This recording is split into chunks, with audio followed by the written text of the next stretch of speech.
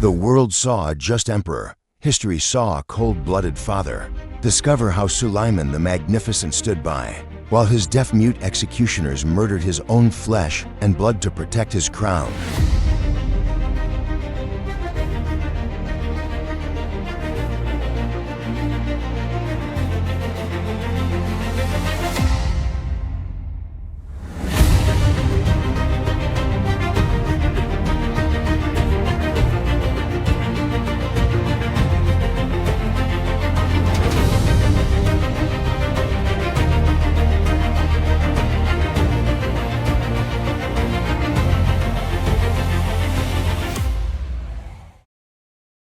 The Ottoman Empire in the early 16th century was a geopolitical colossus, yet its future rested on the shoulders of Suleiman, a young man never traditionally groomed for the throne in the immediate proximity of the capital. Unlike most imperial heirs, Suleiman's childhood was spent in distant provincial administration, a period of unexpected preparation that ultimately forged the greatest sultan the empire would ever know. Born around 1494 in Trabzon, a crucial Black Sea port, he served as the governor, Sanjak Bey, of several key provinces, including Belu and Kaffa. This hands-on experience afforded him an invaluable, ground-level understanding of the empire's diversity, its administrative complexities, military logistics, and the need for fair, uniform governance. This upbringing instilled in him a pragmatic nature and a deep appreciation for jurisprudence that would later define his iconic reign as the lawgiver. When his famously ruthless father, Sultan Selim I Yavuz, the Grim, died suddenly in 1520, the 26-year-old Suleiman inherited a vast, volatile realm. The empire's stability was perpetually challenged by the formidable Habsburg Empire in the west and the expansionist Safavid Empire in Persia. His youth and lack of an immediate, defining military triumph fueled a dangerous skepticism among the powerful Janissary corps and European monarchs, who viewed the new sultan with profound underestimation. This widespread doubt was a catastrophic, strategic miscalculation, one that Suleiman was determined to violently dispel. He needed an immediate, spectacular, and irrefutable act of imperial power to silence critics and establish his own formidable legacy. From day one, strategically setting the stage for the massive military and legal transformations to follow. If you are captivated by the intricate high-stakes drama of history where a single decision by a monarch can reshape continents, define the geopolitical fate of millions, and send reverberations through centuries, then you've undoubtedly found the right story to explore. This journey through Suleiman's incredible, transformative reign is only just beginning, offering a detailed look into the military genius, the unparalleled legal reforms, and the personal tragedies that define the Ottoman Golden Age. But for these deep dives into the lives of history's most fascinating and complex figures to continue, we rely entirely on the support of our dedicated audience. Please take a vital moment right now to like this video, to help others discover this crucial historical narrative, and next, to ensure you never miss any of our meticulously researched, detailed, and captivating future episodes. Be sure to subscribe to our channel and activate the notification bell immediately. And finally, please share this video and its profound historical insights with anyone in your network who appreciates the grand strategic sweep of world history, the complex interplay of power and justice, and the analysis of pivotal moments in time. Your collective support, manifested through your likes, subscriptions, and shares, is the essential engine that allows us to uphold our mission of bringing these complex, untold historical narratives to life with the rigor and depth they truly deserve. The urgent need to assert his authority led Suleiman to choose a campaign target that was not merely strategically vital but possessed immense symbolic weight: the heavily fortified city of Belgrade. Known historically as the key to Europe, the city was a formidable bastion whose capture had famously and frustratingly eluded the Ottomans for generations. Capturing Belgrade in 1521, a mere year after ascending to the throne, was conceived as a campaign of pure, swift, and brutal efficiency, designed to send an immediate and unambiguous message to all of Christendom and, critically, to the skeptical factions within the Ottoman elite. The fortress, situated strategically at the confluence of the Sava and Danube rivers, represented the formidable frontier of the powerful Kingdom of Hungary, the dominant Christian military power in Central Europe. SULEIMAN personally led the massive Ottoman forces, demonstrating intense, hands-on determination, executing a concentrated, relentless, and overwhelming bombardment that showcased the undeniable superiority of Ottoman siege artillery and the meticulous efficiency of the imperial logistical apparatus. The city's centuries-old defenses finally buckled under the sustained, continuous assault, forcing the surviving garrison to surrender. The psychological impact of this victory was immediate, profound, and utterly devastating across Europe. The fall of Belgrade was interpreted as a terrifying, divine sign of the new sultan's inexorable power. It instantly and permanently silenced the earlier whispers of his supposed weakness among the Janissaries and the Ottoman court. More critically, it tore a gaping exposed hole in the primary defenses of Central Europe, decisively announcing to the West that a new formidable and utterly ruthless sultan had not only arrived, but was actively engaged in pushing the boundaries of his empire. The single, rapid campaign served as the foundational military achievement of his entire reign, strategically opening the most critical avenue up the Danube for all future European operations. With the European overland frontier secured, SULEIMAN quickly turned his formidable strategic attention to the second critical geopolitical objective necessary for establishing absolute unquestioned Ottoman dominance of the eastern Mediterranean, the seemingly minor but crucially positioned island fortress of Rhodes. The island, situated perfectly at the vital crossroads of maritime trade routes, was the last major, organized Christian stronghold in the region, held for over 2 centuries by the legendary and highly militarized Knights Hospitaller of St. John. These monastic military order knights were persistent, highly organized pirates who relentlessly preyed upon and disrupted Ottoman shipping, constantly harassing the crucial supply lines and the immensely important pilgrimage routes to Mecca, making their continued existence an intolerable threat to the Sultan's imperial prestige and economic stability. The campaign that followed, launched in 1522,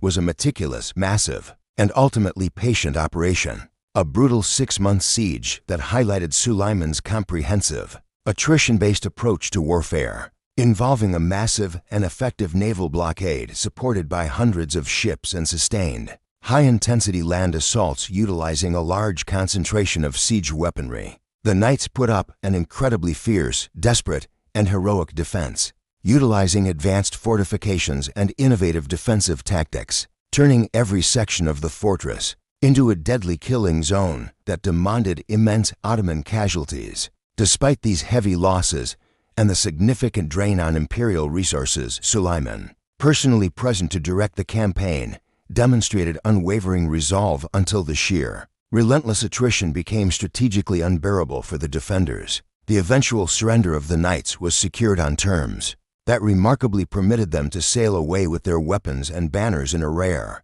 politically astute gesture of respect for their valor. The subsequent capture of Rhodes permanently secured an unbroken chain of Ottoman naval control, fundamentally and decisively transforming the entire eastern Mediterranean into a well-managed and unchallengeable Ottoman lake. This victory was a profound global announcement of the Sultan's immense naval power and strategic reach, eliminating the last major Christian obstacle and consolidating the Ottoman Empire's undisputed status as the paramount naval and territorial power in the critical sea lanes connecting the East and West. The stage was now set for the confrontation that would indisputably define the mid-period of SULEIMAN's remarkable reign, the complete and utter subjugation of the Kingdom of Hungary. The long-term objective of securing Central Europe required the decisive, permanent neutralization of the Hungarian monarchy, which, despite the loss of Belgrade, remained a significant military threat.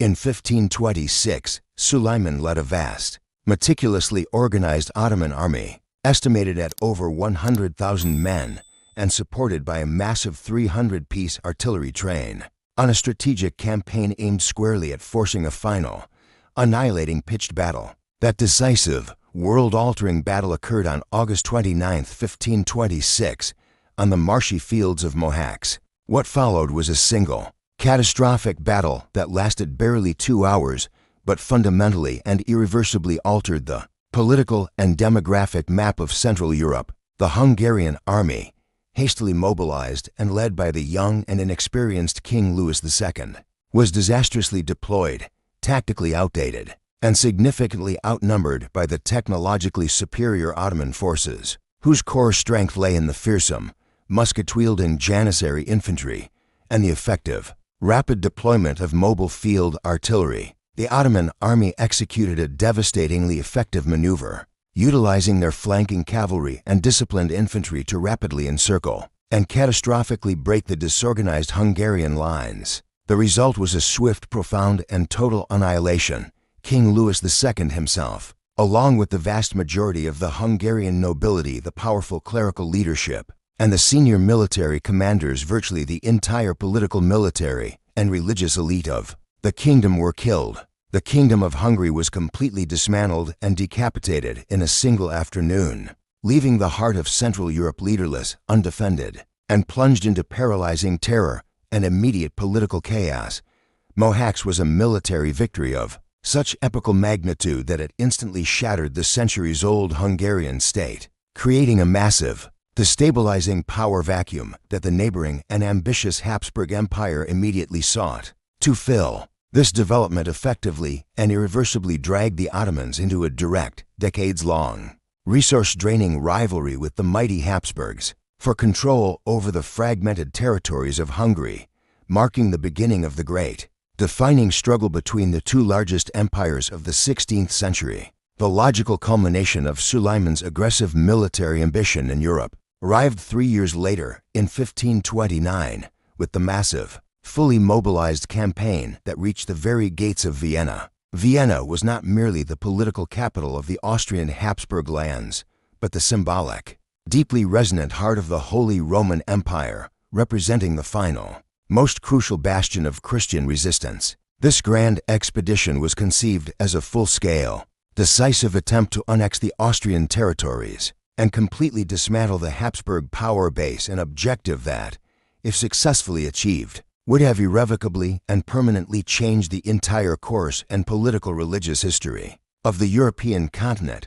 Suleiman's army, a colossal and meticulously supplied force, marched across the Balkans. However, the sheer logistical challenge of moving such a massive army, estimated at over 120,000 men, and its crucial heavy siege train over the immense distance and rugged, often impassable terrain, proved to be the ultimate unconquerable foe, consuming critical time and resources. As the Ottomans finally reached the outskirts of Vienna in late September, their effort was fatally hampered by a combination of severe and unforeseen logistical and catastrophic weather disasters. Weeks of unusually intense, torrential rain had transformed the long marching roads into deep, impassable mud pits, forcing the army to abandon much of its heaviest and most crucial siege artillery, which was absolutely essential for breaching Vienna's formidable medieval walls. The onset of an unusually early and brutally cold winter, coupled with the crippling difficulty of supplying such a vast host so far from their main depots,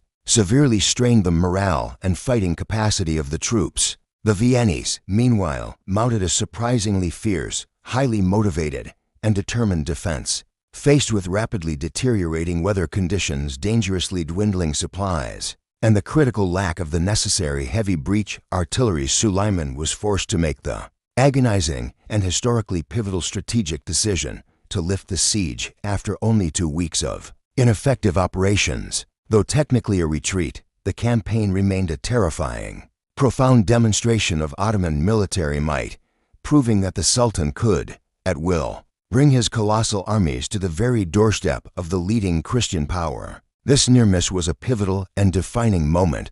It established the de facto political and military frontier between the Ottoman and Habsburg domains for the next century and a half, and became the definitive high watermark of organized Ottoman expansion in Central Europe. While his military might was undeniable, perhaps the most strategically brilliant, audacious, and historically unexpected move of Suleiman's entire reign was his calculated decision to forge an unthinkable, unholy alliance with Catholic France. This radical, pragmatic departure from the traditional paradigms of religious and diplomatic alliances was a masterpiece of cold, calculating realpolitik, driven entirely by the overriding geopolitical necessity of containing, neutralizing, and ultimately defeating their mutual, massive, and existential threat, the sprawling, immensely powerful Habsburg Empire, then led by the indomitable Emperor Charles V.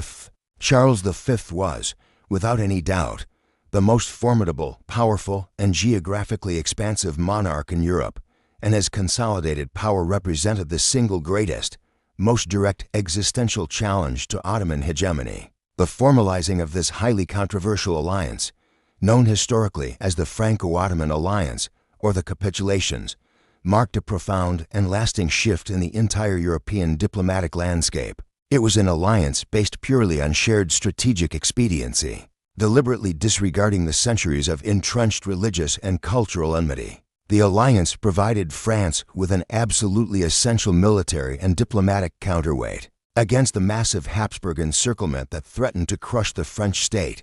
For the Ottomans, it served the crucial, long-term purpose of effectively dividing and neutralizing Europe. The constant military and diplomatic threat posed by the French on the Western Front continually and successfully distracted Charles V, forcing him to divert his massive resources and elite troops away from the critical Eastern Front, significantly lessening the military pressure on the volatile Ottoman Habsburg frontier and the perpetually contested Mediterranean Sea. This masterstroke solidified Suleiman's global supremacy by successfully creating a resource-draining two-front war for his primary imperial rival, allowing the Sultan to confidently dictate the terms of conflict and peace across the entire Mediterranean basin and Central Europe. The alliance was a towering testament to Suleiman's strategic vision and diplomatic flexibility. Yet, ironically, it was the quiet, meticulous work of law, administration, and governance that ultimately secured Suleiman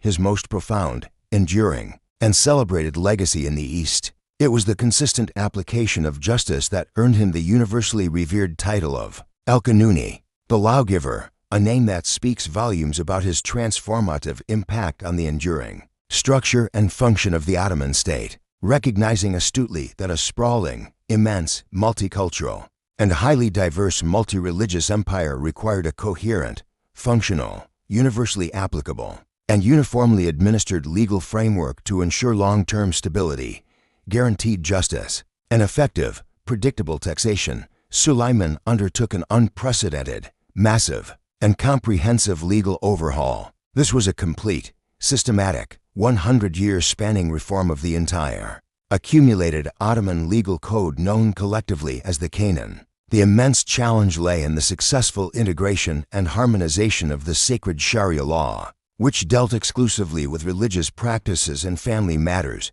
with the secular Canon law, which was created by the Sultan's supreme decree and regulated all matters of public law, finance, taxation, land tenure, and criminal justice. Suleiman's legal team, led by the brilliant and influential Grand Mufti Ibasud Effendi, meticulously synthesized, clarified, and rigorously standardized the existing, often contradictory secular laws accumulated from previous reigns. This systematic, authoritative codification, famously known as the Kanuni-Osmani Ottoman laws, transformed the chaotic, often arbitrary military state he inherited into a highly sophisticated model of orderly, functional, and highly efficient administration. The new Canon standardized tax rates and land tenure rules across the incredibly vast empire, significantly curbed the pervasive corruption of local officials, and established specific, clear, and uniform penal codes, ensuring that all subjects,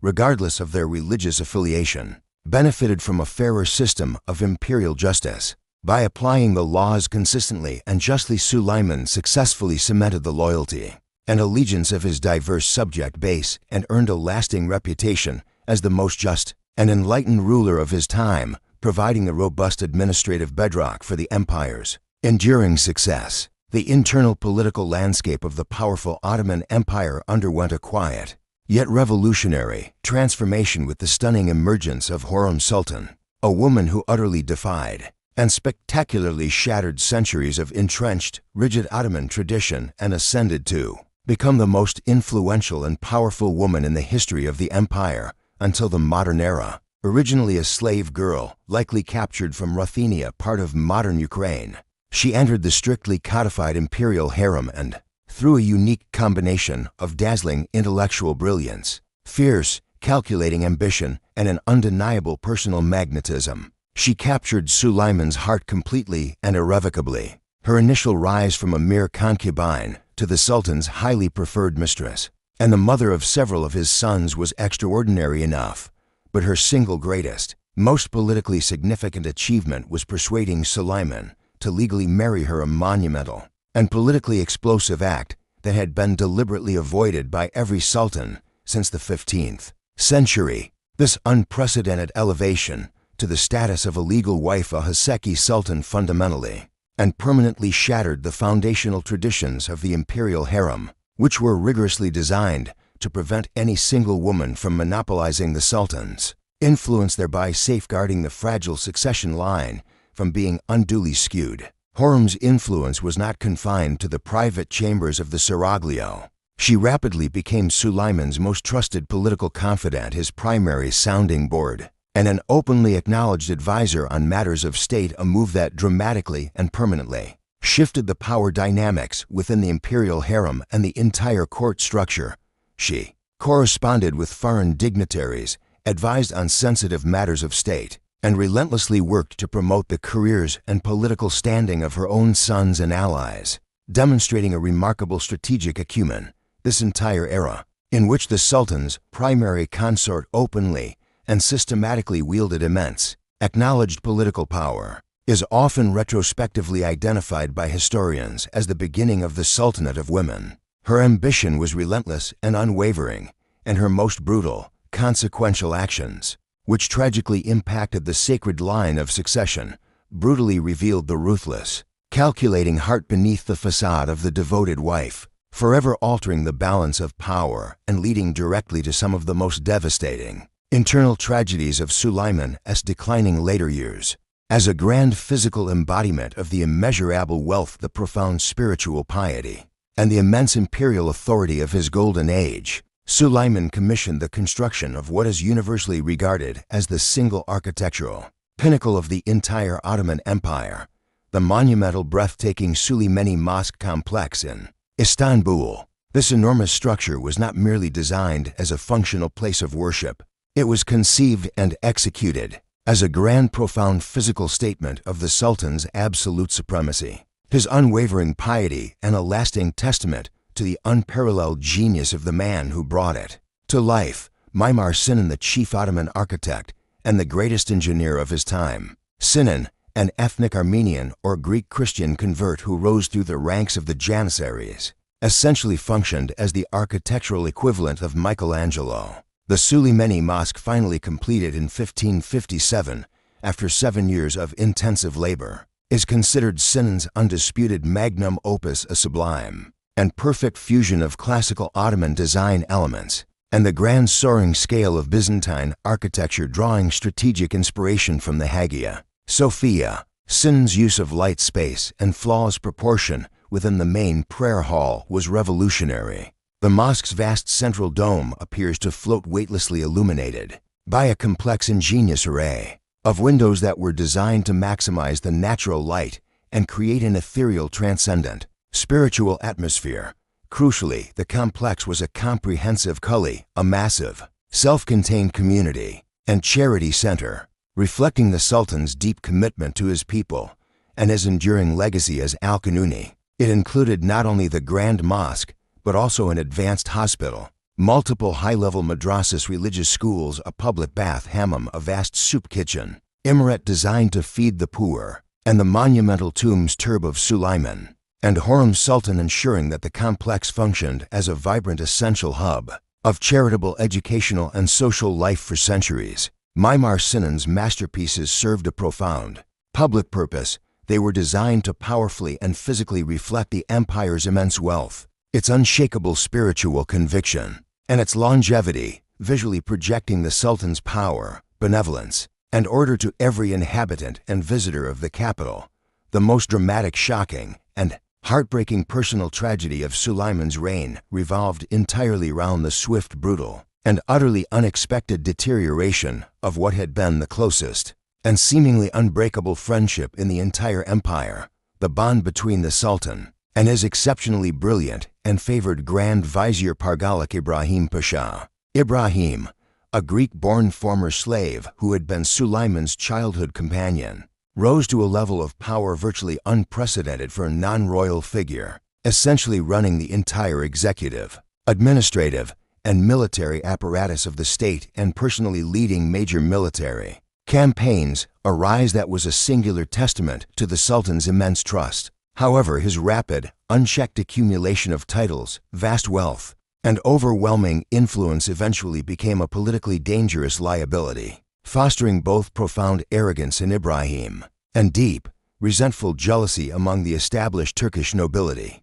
The end came in 1536 with shocking swiftness. After dining in a state of apparent cordiality with the Sultan, Ibrahim Pasha was found strangled to death in his own bedchamber within the grounds of the Topkapı Palace. The sudden, swift, and highly clandestine execution of such a powerful and beloved figure sent instantaneous shockwaves throughout the empire. While the official reasons often cited involved Ibrahim's increasing arrogance, the historical consensus points toward a much more intimate, internal, and merciless political power play. This act of ruthless elimination was almost certainly orchestrated by Hürrem Sultan, who correctly viewed Ibrahim, the powerful political anchor and protector of her rival son, Wazid Mustafa, as the single greatest, most dangerous impediment to her own children's ultimate path to the throne. Ibrahim Pasha's summary execution thus served as a chilling, irrefutable, and highly public demonstration of the fundamental ruthless reality of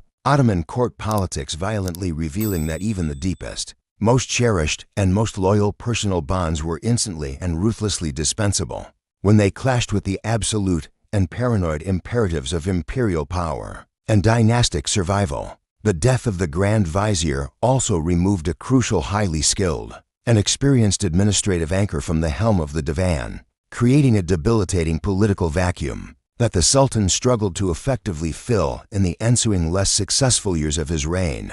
The chilling, murderous precedent set by the execution of Ibrahim Pasha tragically spiraled into a much deeper, far more devastating political paranoia that culminated in the single most destructive, self-inflicted act of Suleiman's entire life, the calculated elimination of his own son and the rightful heir apparent Wazid Mustafa. Mustafa was the eldest surviving son of Suleiman and his first consort Mahidevran, and he was immensely popular among the formidable janissaries, the provincial governors, and the common people, universally renowned for his courage and administrative competence, making him the obvious and widely favored successor to his powerful father. However, this very popularity was cunningly and expertly twisted by his powerful stepmother, Hürrem Sultan, and her carefully positioned allies into irrefutable, damning evidence of dangerous ambition and a potential imminent coup d'etat.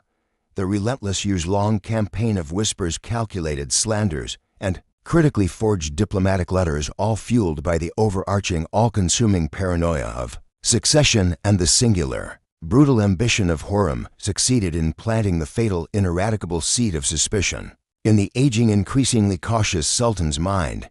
In 1553, while on campaign against the Safavids in Persia, Suleiman issued a treacherous summons, calling Mustafa to his tent, ostensibly for a disciplinary discussion.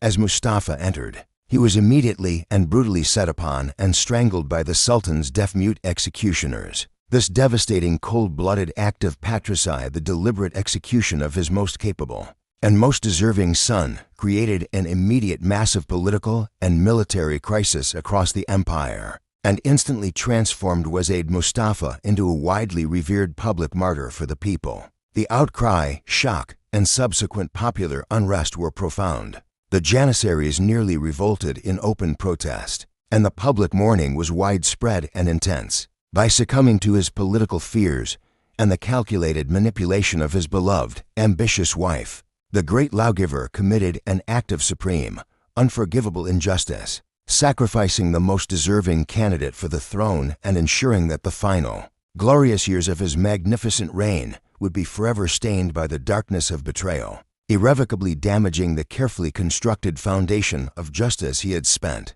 his life building. The assassination of the universally beloved Wazir Mustafa utterly destabilized the delicate imperial succession, creating a profound, dangerous political vacuum and guaranteeing a brutal, chaotic, and ultimately self-destructive endgame between the two remaining, fiercely competing sons of Horun Sultan, the intellectual but politically detached Selim, and the handsome, more martially inclined, but deeply impulsive and reckless Bayezid. Mustafa's death had eliminated the only capable and universally supported heir, forcing the two remaining full brothers into a desperate zero-sum struggle for survival. The ironclad Ottoman dynastic rule ensured that only one son could survive to ultimately take the throne. The ensuing period was marked by open rebellion and devastating civil war, with both Bayezid and Selim actively raising and commanding their own armies, plunging the final years of Suleiman's otherwise magnificent reign into internal bloodshed. Eventually, with the crucial backing of his father, Selim successfully defeated Bayezid's forces, forcing his defeated brother to desperately flee eastward to seek political asylum and protection within the hostile, neighboring Safavid Empire. In a final, heartbreaking act of cold, pragmatic diplomacy, Suleiman negotiated extensively with the Safavid Shah, Tahmasp I, ultimately paying a massive, humiliating sum of gold to have Bayezid executed in 1561, along with all four of his sons, thereby ensuring that his only remaining, less capable son, Selim, would ascend to the throne unchallenged. This brutal, self-inflicted succession crisis, the direct result of the Sultan's inability to control the court dynamics, had a single, colossal, and ultimately catastrophic consequence for the future of the Ottoman state. It ensured that the next Sultan, Selim II, later cruelly and accurately nicknamed Mest the Sot due to his noted fondness for wine, would be fundamentally flawed, sorely lacking the necessary administrative experience, personal discipline, and martial prowess of his mighty predecessors. The magnificent Golden Age would thus conclude not with a triumphant crescendo of glory, but with the ominous, self-destructive political violence that severely undermined the stability and confidence of the imperial family. Despite the crushing personal and political tragedies that severely clouded his later years, the 72-year-old Sultan, determined to reaffirm his role as the great, indefatigable Ghazi and restore the empire's diminishing military prestige, insisted on personally leading one final, massive, and symbolic campaign against the relentless Habsburgs in Hungary. The target chosen was the relatively small but strategically irritating fortress of Szigetver, a well-defended Habsburg stronghold that stood as a persistent thorn in the Ottoman flank. In 1566, Suleiman, by this time frail and afflicted by gout and exhaustion, traveled in a royal carriage to command the huge imperial forces in what would inevitably be his final, colossal effort of will and military might. The siege of Szigetver, led by the legendary Croatian-Hungarian commander Nikola Subic-Zrinski, was brutal, exceptionally fierce, and tragically costly for the Ottomans, quickly devolving into a fiercely contested battle of attrition that lasted for over a month.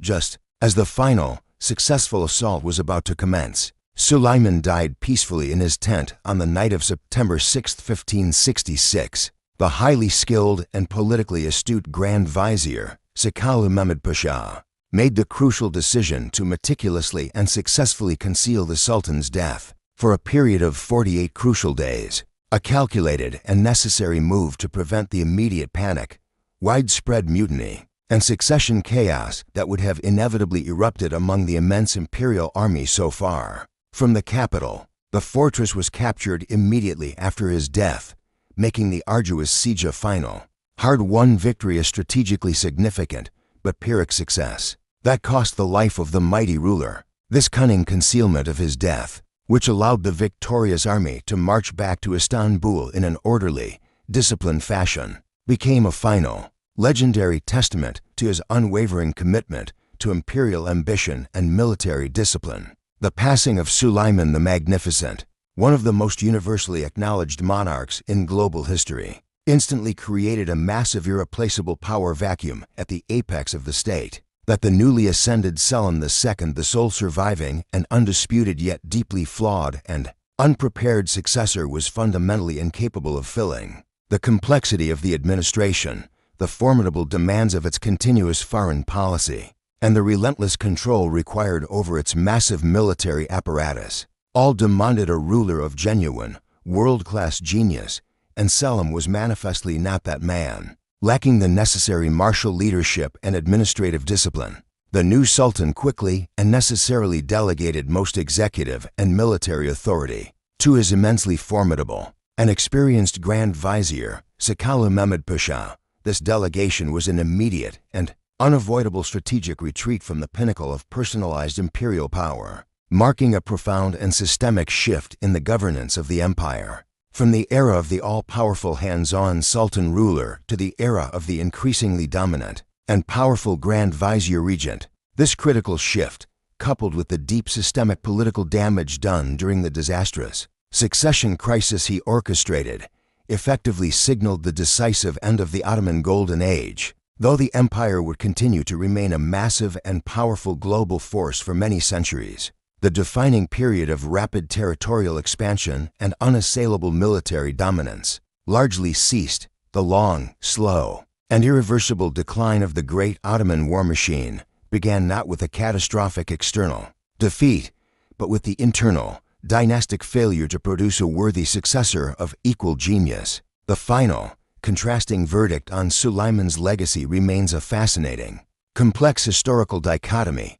In the West, he is forever immortalized as the magnificent, the grand, terrifying conqueror who brought his colossal armies to the very gates of Vienna. Conversely, in the East and within the Islamic world, he is universally revered as Al-Qanuni, the just enlightened lawgiver whose comprehensive legal reforms, tireless dedication to justice, and massive cultural patronage oversaw a golden age of unprecedented stability, artistic achievement, and lasting administrative coherence that remains the historical high watermark of the vast Ottoman Empire.